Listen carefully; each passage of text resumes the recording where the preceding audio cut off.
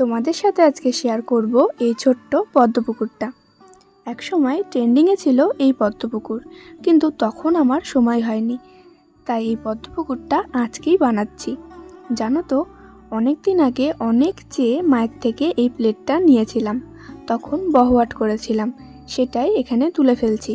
কারণ একটা plate already মা দিয়েছে, আর চাইলে দেবে না, তাই এটাতে আমাকে পদ্মপুকুরটা বানাতে হবে।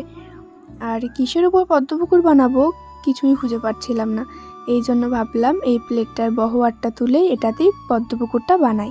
তারই জন্য এই প্লেটটার আটটা তুলে জেসো দিয়ে একটা বেস তৈরি করে নিয়েছি, আর কিছুক্ষণ রেখে দিয়েছিলাম শুকানোর জন্য।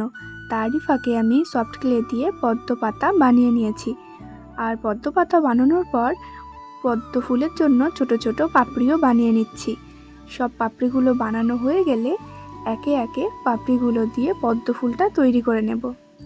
পদ্ম ফুল, পদ্ম পাতা সব তৈরি হয়ে যাওয়ার পর ছোট ছোট দুটো মাছও এখানে তৈরি করে নেব। আচ্ছা, এই মাছগুলোর নাম কি তোমরা কি জানো? জানলে একটু জানিও তো আমাকে।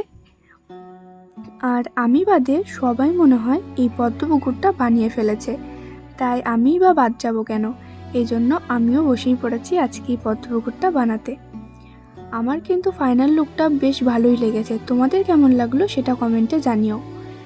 আর ভালো লাগলে লাইক করে দিও, আর চ্যানেলে নতুন হলে সাবস্ক্রাইব করে দিও। আর যারা সাবস্ক্রাইব করে পাশে আছো তাদেরকে অসংখ্য ধন্যবাদ, এভাবেই পাশে থেকো। দেখা হচ্ছে নতুন ভিডিওতে।